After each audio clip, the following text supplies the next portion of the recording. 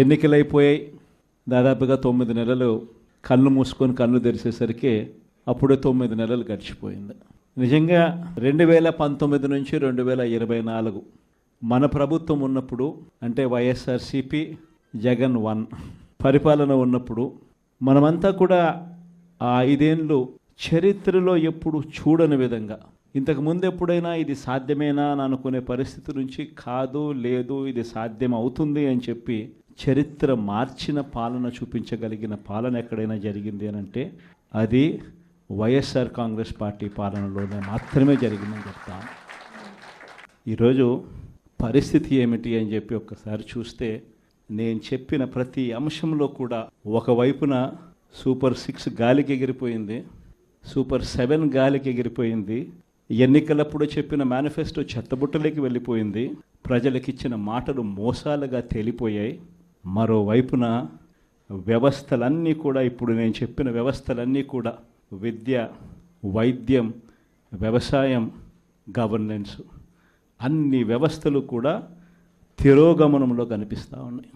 కేవలం ఒకే ఒక్క వ్యక్తి మారాడు, ముఖ్యమంత్రి.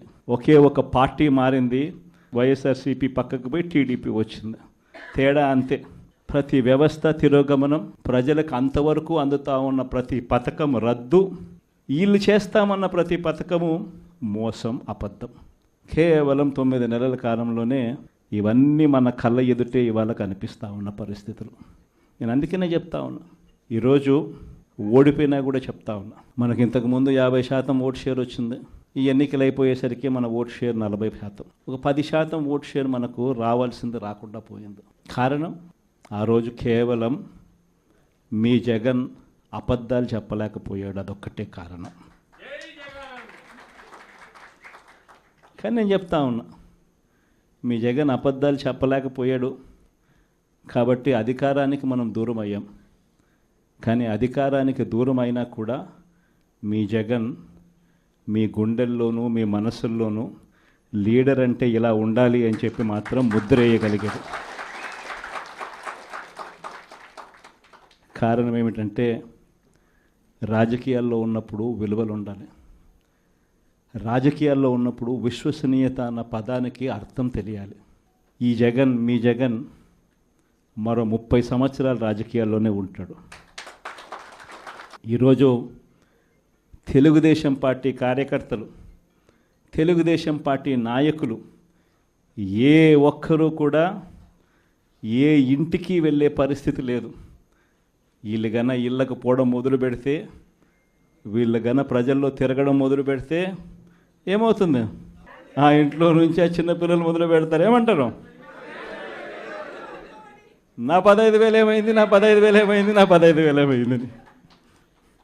ఆ ఇంటికి వెళ్ళినప్పుడు ఆ ఇంట్లో ఆ చిన్నపిల్లల తల్లులు, ఆ పిన్నమ్మలు అడుగుతారు, ఏమని? నా 18,000 ఏమైంది, నా 18,000 ఏమైంది, నా 18,000 ఏమైందని. ఆ ఇళ్ళకు పోతే ఆ అమ్మలు, ఆ పిన్నమ్మల అత్తలు, వాళ్ళ అమ్మలు వాళ్ళేమడుగుతారు? మాకు 50 ఏళ్ళ వయసు వచ్చింది, మాకు 50 ఏళ్ళ వయసు వస్తూనే మీరేమన్నారు? మా 48,000 ఏమైంది, మా 48,000 ఏమైంది, మా 48,000 ఏమైంది అని అడుగుతారు. ఆ ఇళ్ళకు పోయినప్పుడు ఆ రైతులు ఏమడుగుతారు?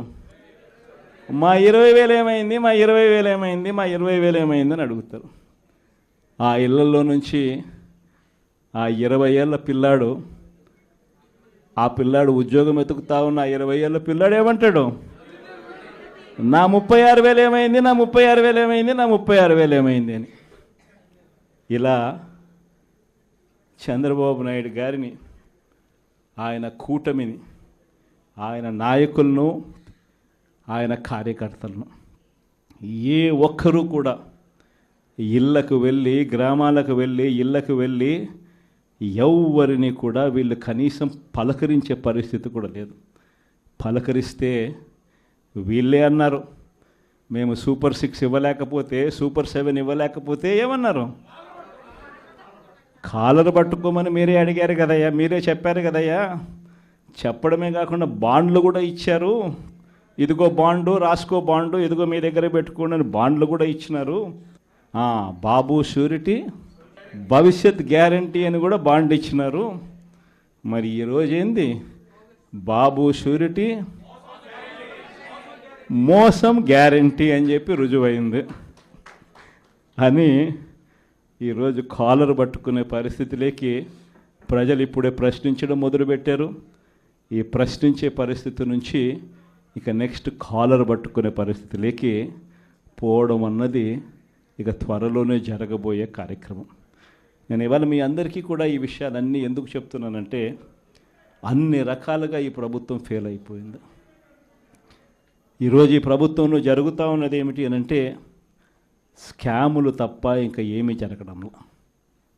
ఈరోజు రాష్ట్రంలో ఒక ముఖ్యమంత్రిగా ఒక పాలన సాగించేటప్పుడు, ఒక పార్టీ అధికారంలో ఉండి పాలన సాగించేటప్పుడు ప్రతి పార్టీకి కానీ లేకపోతే ప్రతి ముఖ్యమంత్రికి కానీ ఆ ప్రతి నాయకుడికి కానీ ఆ పార్టీకి సంబంధించిన ప్రతి నాయకుడికి కానీ ఏమనిపించాలి? అదిగో మా నాయకుడు, కాలర్ ఎగరేసుకొని చెప్తున్నాం, తన పలానవాడు మా నాయకుడు అని చెప్పుకునే పరిస్థితి ఉండాలని ప్రతి నాయకుడు అనుకుంటాడు. ఈరోజు పరిస్థితి ఏమిటి? ఎందుకు వీళ్ళంతా అధికారంలో ఉన్నారు అని అంటే వీళ్ళకే తెలియదు ఎందుకు అధికారంలో ఉన్నారని. ఒకే ఒక కారణం వీళ్ళంతా అధికారంలో ఉండడానికి, అది దోచుకోవడం, దోచుకున్నది పంచుకొని తినుకోవడం. ఇది తప్ప ఇంకేమైనా కనిపిస్తూ ఉందా? ఈరోజు లిక్కర్ స్కామ్, మద్యం స్కామ్, ఇసుక స్కామ్, ఈరోజు నియోజకవర్గంలో ఏమి జరగాలన్నా, మైనింగ్ జరగాలన్నా, నియోజకవర్గంలో ఫ్యాక్టరీ నడపాలన్నా, ఈరోజు ఏది జరగాలన్నా ఎమ్మెల్యేకి ఆయనకి ఎంత ఇవ్వాలా, ఎమ్మెల్యే చంద్రబాబు నాయుడు గారికి ఎంత ఇవ్వాలా. ప్రతి విషయంలోనూ స్కామ్. నియోజకవర్గంలో యథేచ్ఛగా మన కళ్ళ మొదటనే పేకాట క్లబ్బులు జరుగుతూ ఉన్నాయి. యథేచ్ఛగా ఇవన్నీ జరుగుతూ ఉన్నాయి మన కళ్ళ ఎదుట. ప్రశ్నించే స్వరం ఎవరైనా ప్రశ్నిస్తే ప్రశ్నిస్తారేమో అని, ప్రశ్నించకూడదు అని ఏకంగా చిన్నపిల్లలను కూడా చూడుకోకుండా వాళ్ళందరినీ సోషల్ మీడియా కింద 111 సెక్షన్ పెట్టి, అంటే ఆర్గనైజ్డ్ క్రైమ్ అంట.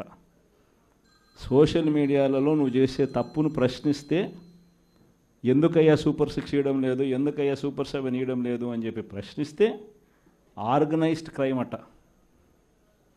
టెర్రరిస్టులకు పెట్టే క్రైమ్ ఆర్గనైజ్డ్ క్రైమ్ అని పోస్టింగ్ను పెట్టిన వాళ్ళను, చిన్నపిల్లలను కూడా చూడుకోకుండా వాళ్ళందరినీ జైలులో పెట్టి 40 రోజులు, 30 రోజులు, 50 రోజులు రకరకాల స్టేషన్ల చుట్టూ తిప్పి, రకరకాల జిల్లాలన్నీ తిప్పి వాళ్ళందరినీ కూడా ఇబ్బందులు పాలు చేసే కార్యక్రమం జరుగుతూ ఉంది. కానీ ఒకటి చంద్రబాబు నాయుడు మర్చిపోతూ ఉన్నాడు. ఎప్పుడైనా కూడా మంచి పేరు తెచ్చుకొని ప్రజల్లో పాలన సాగిస్తే ప్రజలు మళ్ళీ ఎన్నుకుంటారు. కానీ ఈ మాదిరిగా పదవిని దుర్వినియోగం చేసి ఈ మాదిరిగా చేయడం మొదలు పెడితే ఇదే చంద్రబాబు నాయుడు గారికి వైఎస్ఆర్ కాంగ్రెస్ పార్టీకి చెందిన ప్రతి కార్యకర్త తరపున చెప్తా ఉన్నా, నెక్స్ట్ వచ్చేది వైఎస్ఆర్సీపీ 2, జగన్ 2 పాలన వస్తుంది. ఎవడెవడైతే ఈ మాదిరిగా చేశాడో, ఎవడిని వదిలిపెట్టమని చెప్పి సందర్భంగా కూడా ఖచ్చితంగా చెప్తాను. వీళ్ళందరినీ కూడా చట్టం ముందర గట్టిగా నిలబెడతాం. ఆ కోవిడ్ వచ్చేసరికి ఆ తర్వాత 2.5 సంవత్సరం కోవిడ్కి సంబంధించిన పరిస్థితుల మధ్యనే మనమంతా కూడా బ్రతికాం. అందుకే పాలనలో ప్రతి అడుగు, ప్రతి నిమిషం, ప్రతి విషయం ఆ కోవిడ్ సమస్యలను ప్రజలకు ఎలా తోడుగా ఉండాలి అనే విధంగానే ప్రతి అడుగు పడుతూ వచ్చింది. కాబట్టి కార్యకర్తలకు బహుశా చేయగలిగినంత నేను చేయలేకపోయాను అని చెప్పి సందర్భంగా ఖచ్చితంగా ఒప్పుకోవాల్సింది. కానీ ఈసారి మాత్రం జగన్ 2లో ప్రతి కార్యకర్తకు అండగా తోడుగా ఖచ్చితంగా ఉంటాను అని కూడా ఈ సందర్భంగా చెప్తాను. ఈసారి జగన్ 2లో ప్రజలకు తోడుగా ఉంటూనే మరోవైపున కార్యకర్తలకు కూడా అండగా, వాళ్ళ ఇంటికి పెద్దన్నగా, వాళ్లకు తోడుగా ఖచ్చితంగా ఉంటానని సందర్భంగా ఖచ్చితంగా చెప్తాను.